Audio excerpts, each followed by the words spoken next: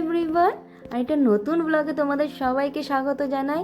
ষষ্ঠীতে মামাবাড়ি যাবো বলে দেখো তৈরি হয়ে নিচ্ছি। এবছর ষষ্ঠী কিন্তু আমার মামাবাড়িতে হবে। আমার 10 বছর বিয়ে হয়েছে, 10 বছরের মধ্যে এই বছর ষষ্ঠীটা ছিল আমার কাছে সেরা ষষ্ঠী, কারণ আমরা মামাবাড়ি যাচ্ছি। শ্বশুর, জামাই, মেসো শ্বশুর সবাই একসাথে ষষ্ঠী করবে।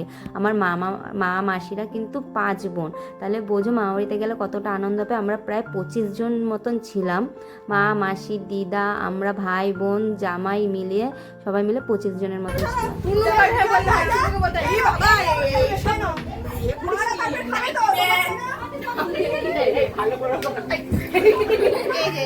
এটা মাসি, এটা মাসি, একটা মাসি, এটা বুনু, বুনু আই বুনু, এটা আমি, ওই বুনুকে দেখ, একটা বুনু, এই বুনু লজ্জা ঘোমটা দিয়ে রয়েছে। বুনু না মাসি, বুনু বুনু বুনু। আচ্ছা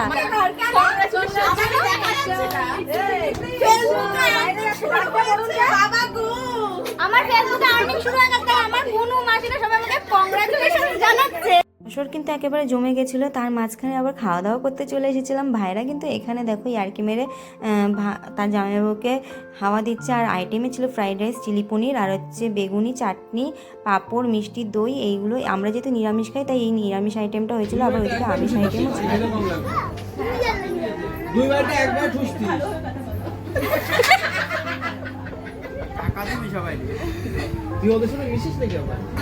এই যে এইভাবে যারা করে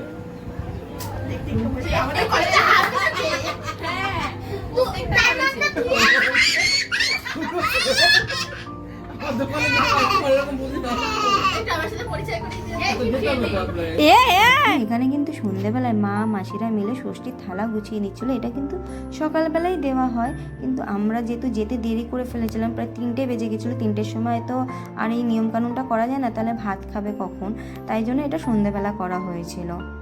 বড় মাসি 2 জামাইকে কিন্তু ষষ্ঠীর নিয়মের যে কাজগুলো সেইগুলো করে দিচ্ছিল।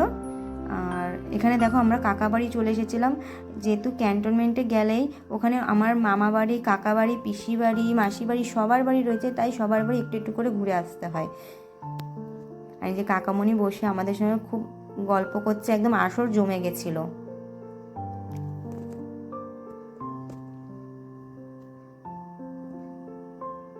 চলো এবার বাড়ির দিকে রওনা দেওয়া যায়। এবার আমরা লিফটে করে নেমে যাচ্ছিলাম, আর কাকির দেখো হাতটা কেটে গেছে, সেলাই পড়েছিল, সেটাই আমি মনাকে দেখাচ্ছিলাম, মতো দুষ্টুমি করে এর জন্য। তাহলে এখানেই ব্লগটা শেষ করলাম। ষষ্ঠীর ব্লগটা কেমন লাগলো অবশ্যই